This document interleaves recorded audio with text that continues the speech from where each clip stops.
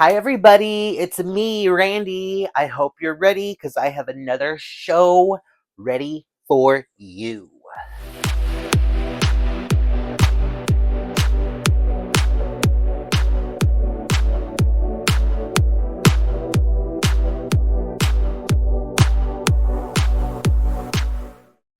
So, this is a new segment I'm doing that is untitled as of yet. But basically, I am going to be talking about all of the shows that I watch. And I'm giving myself 2 minutes on each show. I am going to kind of take Paradise off of the list just because I have such a full list now, even with all of the finales. Uh, this week on The Real Housewives of Atlanta, the show really centered around Portia and Kelly's feud, which, if you were like me going into the episode, you're like, what feud?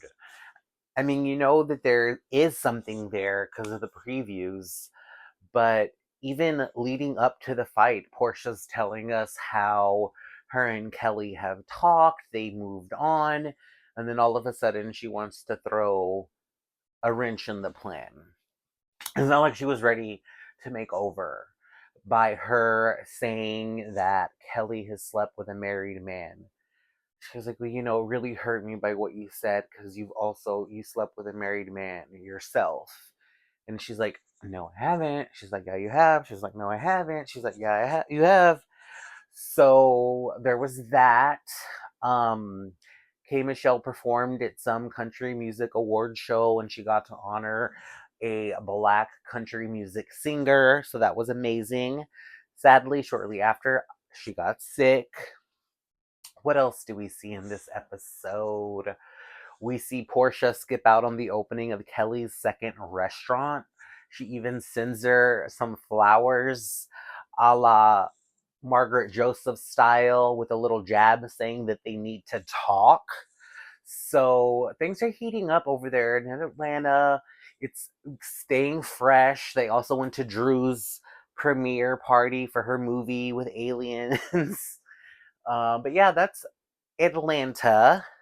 Over on the shore in Rhode in Rhode Island, this episode focuses on Liz and her husband Jerry, I think his name is, where they have a friend named Dino, and apparently there are all of these rumors that Liz and Dino have a thing, like they hook up, whatever.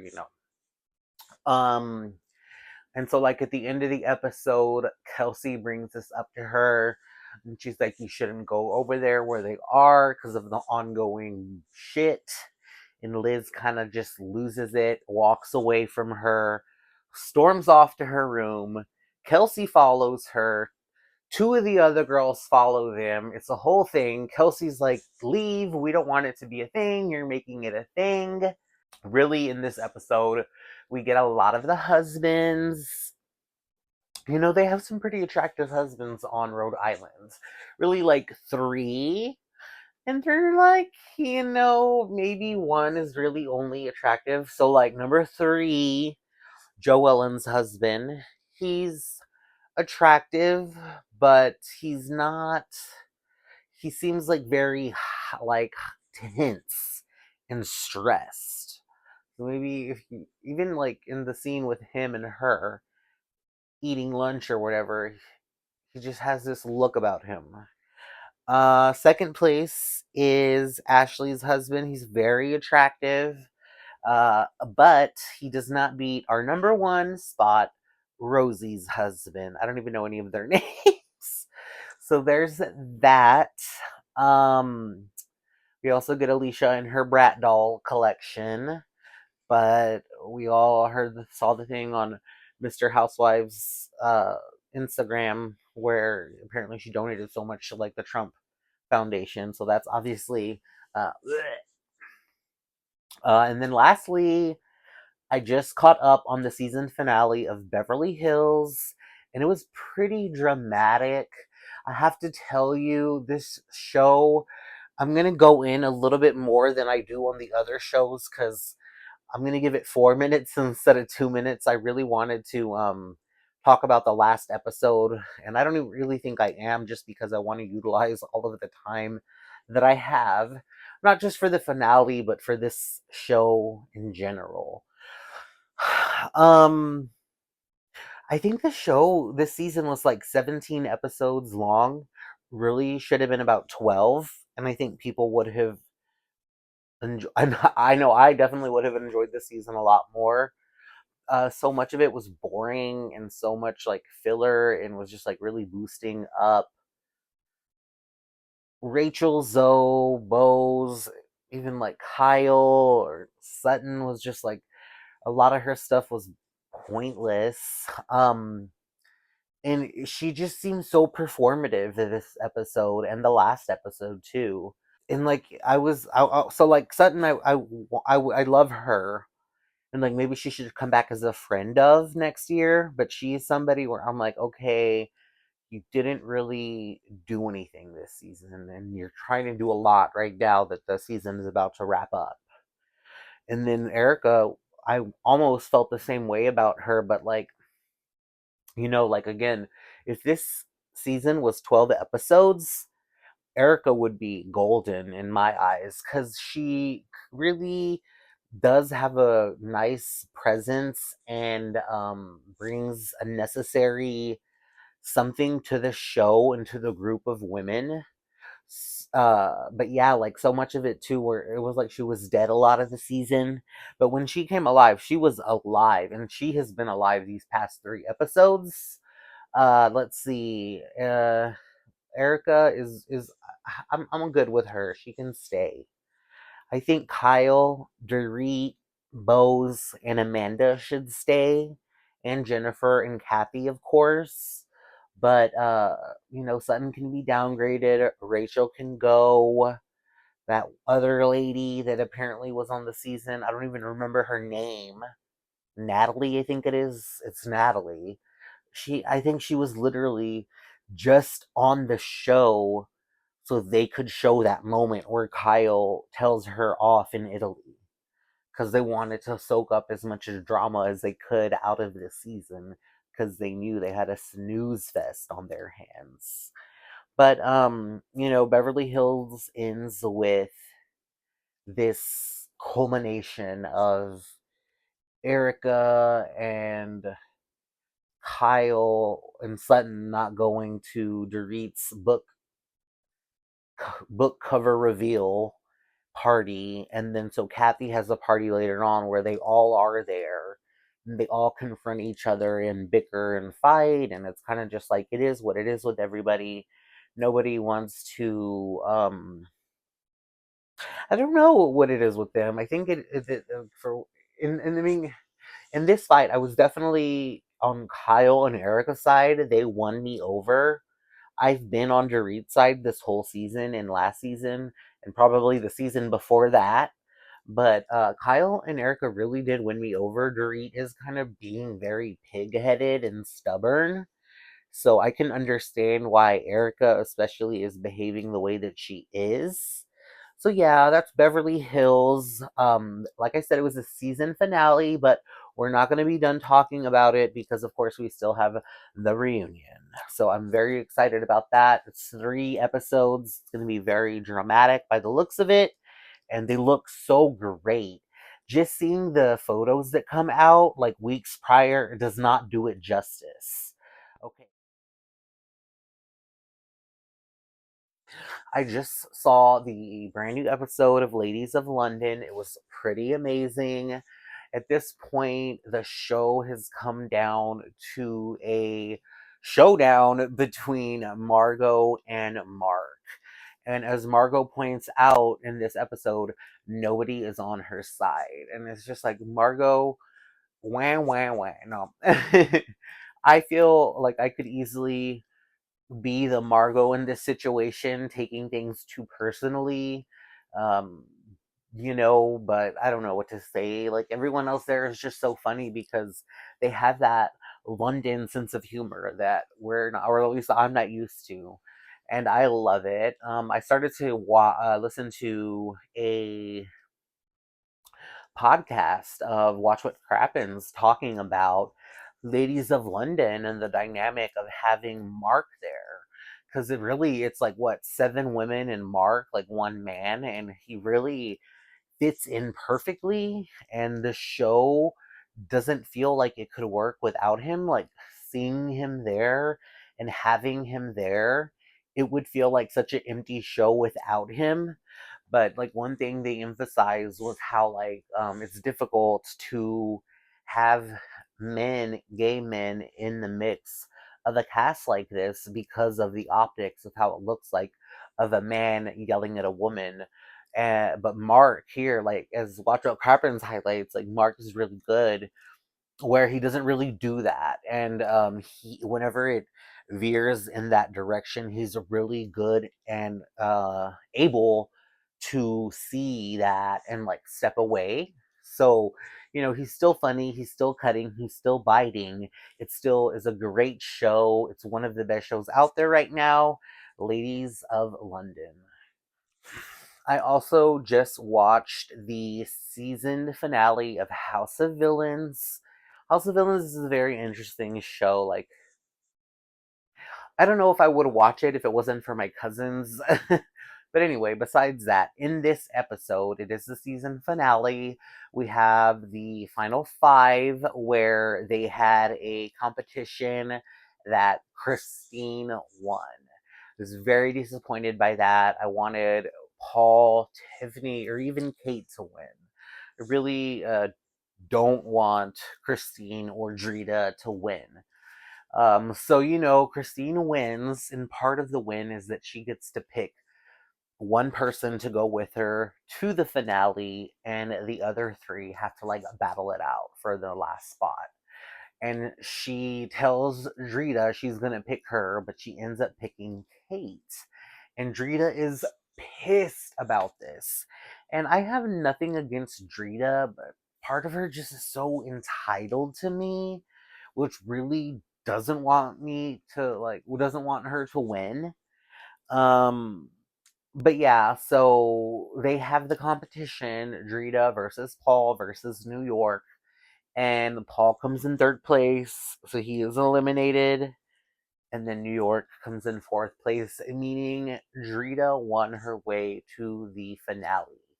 And mind you, this is after her best friend, her partner in crime the whole season, Christine, told her she was going to take her, didn't take her at the last minute, but here she is winning her way back. She also won the show. She won by a vote of 7-1, to my dismay. No, I'm just kidding. I'm happy that she won. Would I have preferred Kate to have won? Yes. But it is what it is, and that is the House of Villains. Everyone's gonna think I'm a horrible The Pitt fan because I don't I don't really know anyone's names. Like they have like real names from different like cultures. But okay, so it was obviously the finale of The Pit. Sad face, I know. I should have known that it was gonna have this many episodes. I don't know why, but like it was the same amount of episodes as last season, 15. And I thought it was gonna be more like 12 for whatever reason. I didn't look at the last season, but yeah, I was so grateful every week to keep getting a new episode, and now it's over. But finally, in the last episode, we find out that the new overseeing doctor that started this season, the woman, she has seizures or has had seizures. They were pretty infrequent, and now they're happening frequently. She has two this season, this day. So there's a big thing about that. Ultimately, um, Noah Wiley. Wow, what is his name in the show? I can't believe I can't remember his name. He confronts her and he's like, you can't practice like this. Like it's not safe. She's like, well, it's like none of your business or it's not your call, whatever. He's like, well, if you don't tell them, I'm gonna tell them like by this time tomorrow or whatever. And it kind of just leaves it at that. I forget his name, but he is like British or something like that. And he plays the young doctor. And he, this season at the very beginning, we found out that he's like helping this woman, or like, I think it was a woman's husband came to the hospital, died, left her and the baby like with this house or like farm to take care of or something, and like he ended up like stepping in to like help her take care of it or whatever. And we finally see her at the very end of this season, at the very end of the episode. She comes to pick him up with the baby, and we see them all together and they're all happy and cute. We see Dr. Moynihan still struggling with her career path and what she's going to choose. It doesn't seem like he's going to go on his quest. He said it seems like he's going to stay there because he knows that the person that is going to replace him isn't fit to replace him. So sad to see the pit go and ready for it to come back already. So we also had the finale of DTF.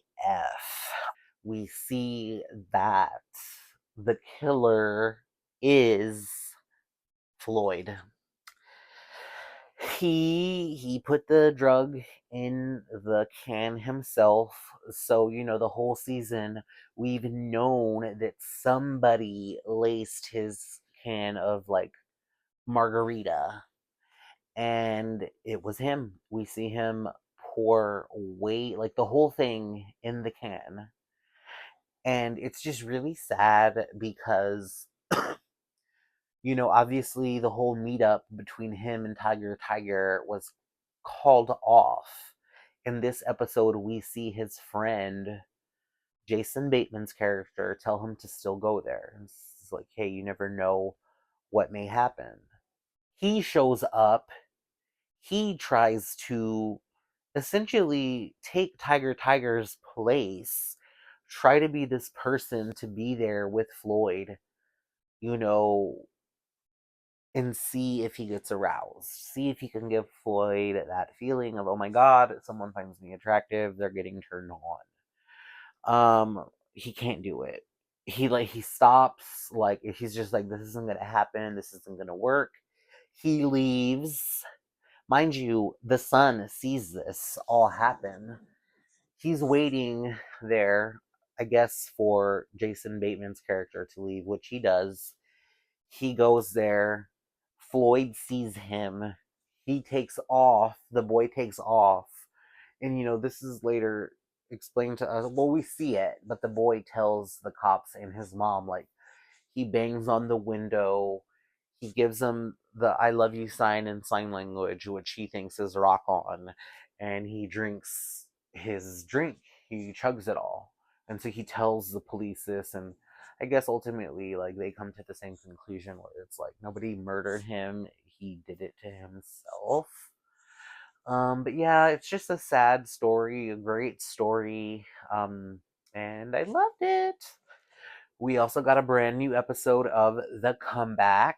In this episode, it was so good. It was so painful to watch. Where now Valerie is trying to get this new sitcom up and running. It's kind of similar to like the first season where like she has the sitcom, she has her reality TV cameras following her because she's doing her reality TV show at the same time, but like so much is just not going right with the show, specifically the writing.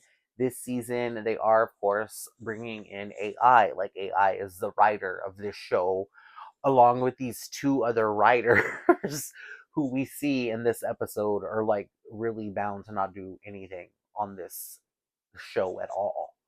Like they're there just to put their name on it and move on to the next phase of their career. And basically, we see this struggle that Valerie has where she's just trying to make this show work.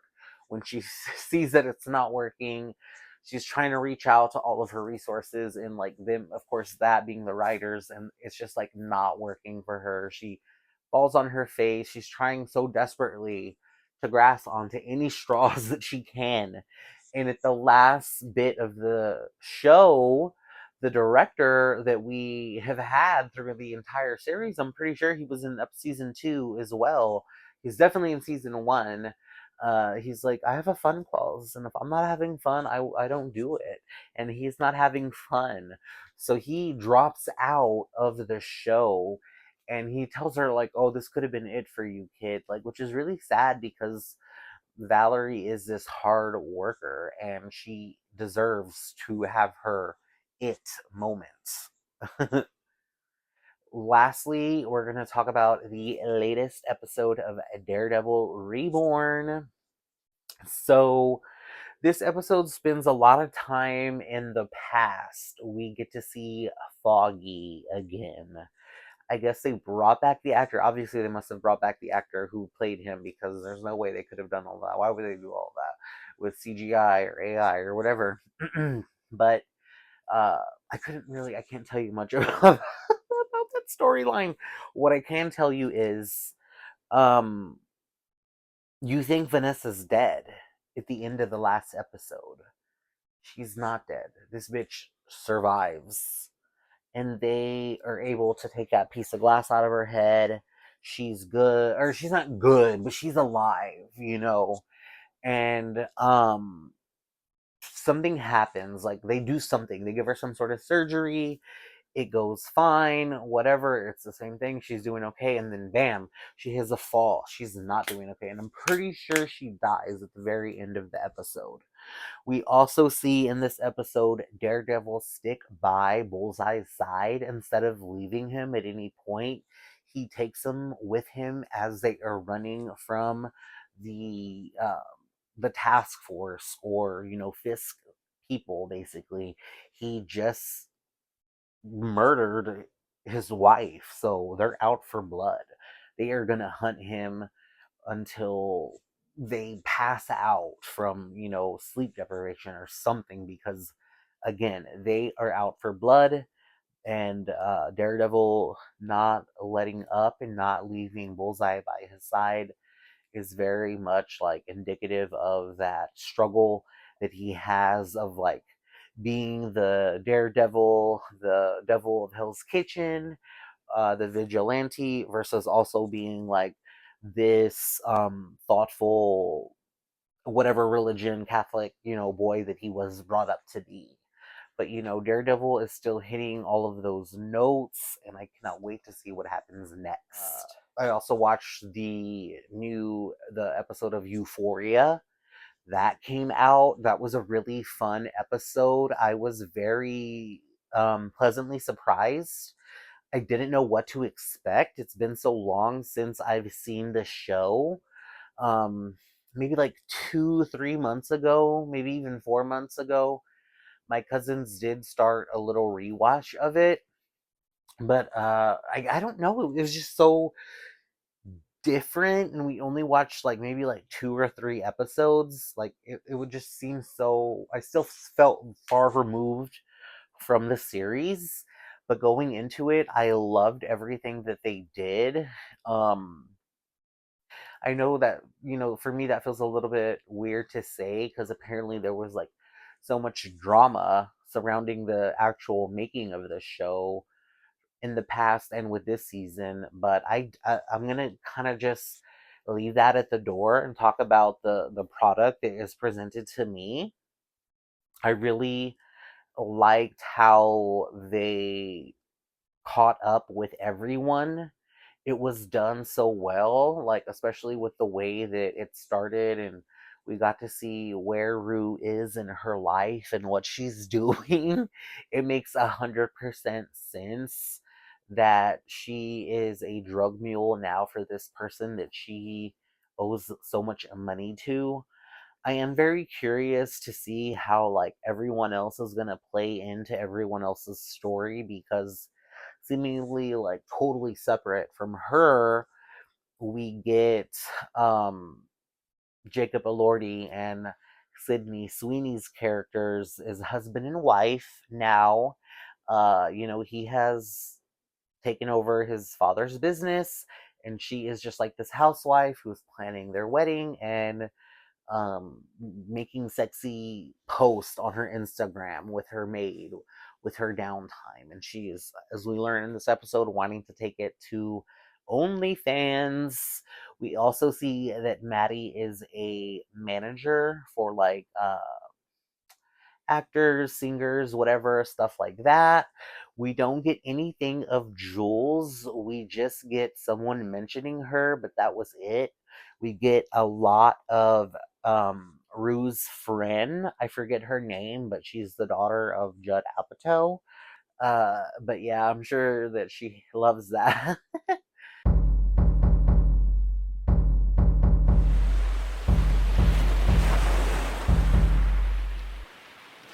So we start off this episode with the final 13. And initially, there are 5 new school and 8 old school. We find out that they have to divide themselves in 6 pairs of 2, meaning one person will be left out. So they're like, let's figure out who that's going to be. Cerie, Chrissy, Aubrey, and Devins all want to be that person. So they decide to do the same thing they did earlier this season, where they put all of their shots in the dark in a bag and they picked out a winner. And when they pull a name, it is Cerie. So she finds out that she is safe, but she is going to exile. So she goes to exile, and the others are just kind of left to their devices. They go to the challenge, and it is one where there's like the first round where they get rid of 3 of the groups, and then the 3 that are coming, like the top 3 go on to like the final round, and then they duke it out for whoever wins immunity and a reward. So the pair that ends up winning is Joe and Tiffany. So a lot of people must be happy now, because like one complaint that they talked about and we talked about was that they weren't getting enough from the women of this season. And people have really kind of theorized that with that complaint and the Zach Brown twist complaint, that they're going back and re-editing the episodes, and we are getting more of Tiffany. So whether it's true or not, it's really funny, because there is that lore among the fandom, or at least it's a lore to me. Because of course, you see things online where people are like, "Oh yeah, CBS is going back and editing these shows because of the feedback." I don't know if that's true. I don't know if that's a valid source. So suffice it to say, they're safe. Um, Joe and Tiffany. When Cerie gets to exile, there's coconuts everywhere. She sees immediately when she gets there. So she has a challenge. There's a little challenge for her where if she finds a coconut that has this really cool phoenix emblem on it, she will get her vote back, because right now she's not taking part in the tribal, and she will get to go back to the camp with everyone else, join them as they strategize, go to tribal council, be safe still, and get to vote. So there's 2,000 coconuts on this island. She's going through them like crazy. She has to take a break. She has a little bit of tears, gets back at it, and of course, our girl finds the coconuts. I love Cerie. I love so many people in this show. And now that we're getting down to the nitty gritty, hopefully I'll be able to like really hone in on them more so specifically.